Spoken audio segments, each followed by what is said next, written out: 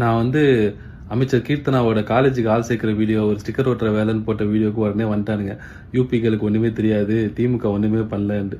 இவனை பாருங்க, குப்பை மேட்டில் ஒரு ரோஜா செடி. இவனுக்கு டேட்டா சென்டர் மேட்டர்லாம் தெரிஞ்சிருக்கு, பரவாயில்லையே. இவங்கெல்லாம் நியூஸே பார்க்க மாட்டானுங்க போல.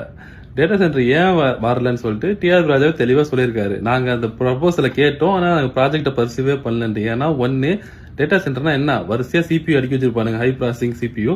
அதை ஒரு வாட்டி செட் பண்ணி வச்சிட்டோம்னா அது பாட்டு ஓடிட்டு இருக்கும். அது பெருசா வேலை வாய்ப்பு கிடைக்காது.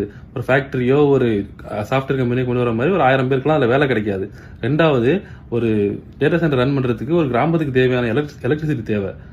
அதனால நம்மளுக்கு எலக்ட்ரிசிட்டி பஞ்சம் வரும். மூணாவது, அதோட சிபியூ கூல் பண்றதுக்கு வந்து லிக்விட் கூலிங் யூஸ் பண்ணுவாங்க. நிறைய தண்ணி தேவைப்படும், ஒரு கிராமத்துக்கு தேவையான தண்ணி தேவைப்படும்.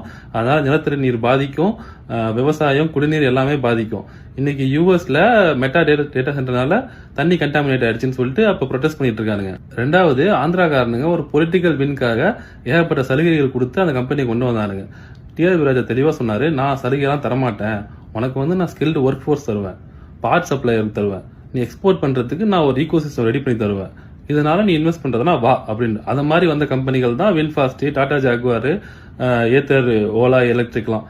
இதுல முக்கியமான விஷயம் என்னன்னா, இவங்க ஃபோக்கஸ் பண்ணது டிஸ்ட்ரிபியூட்டட் growth. சென்னையை மட்டும் கான்சன்ட்ரேட் பண்ணாம, சென்னை ஸ்ரீபெரும்புதூர் ஏரியாலாம் அந்த ஃபாக்ஸ்கான், செயின் கோபின்லாம் இருந்தாலும் சென்னை மட்டும் கான்சன்ட்ரேட் பண்ணாம தூத்துக்குடியில வின்ஃபாஸ்டும், ஹுண்டாயோட ஷிப் பில்டிங் கம்பெனி கொண்டு வந்தது, ஹோசூரை ஒரு இவி எலக்ட்ரிக் மேனுஃபேக்சரிங் ஹப்பாவே மாத்தினது, ராணிப்பேட்டில் டாடா ஜாகுவார் கொண்டு வந்தது. இதுதான் டிஸ்ட்ரிபியூட்டட் growth. இந்தியாவில் இருக்க டோட்டல் உமன் ஒர்க் ஃபோர்ஸ்ல 43%, அதாவது ஃபேக்டரி ஒர்க்கர்ஸ்ல 43% தமிழ்நாட்டில் தான் வேலை பார்க்குறாங்க. ஏன்னா தமிழ்நாட்டில் ஒன்னால தஞ்சாவூர்ல இருக்கவங்க திருச்சியில போய் வேலை பார்க்க முடியும், சேலம்ல இருக்கவங்க சுத்தி இருக்க கிராமத்தில் அங்கிருந்து வேலை பார்க்க முடியும், தூத்துக்குடி, திருநெல்வேலி, கோயம்புத்தூர், ஓசூர், இந்த மாதிரி நம்மளோட growth டிஸ்ட்ரிபியூட்டா இருக்கிறதுனால, எல்லா ஊர்லயும் ஃபேக்டரி இருக்கிறதுனால நம்ம ஊர்ல நம்ம வீட்டுல இருக்கவங்க எல்லாம், பெண்கள்லாம் போய் இந்த மாதிரி பக்கத்துல இருக்கிற சிட்டில வேலை பார்க்க முடியும். இதுவே வந்து ஒரு கர்நாடகாவோ தெலுங்கானாவோ இருந்தா நீங்க எல்லாம் பெங்களூருக்கு தான் போகணும், இல்ல ஹைதராபாத் தான் போகணும். பெண்களால அப்படி ஈஸியா டிராவல் பண்ணி போக முடியாது.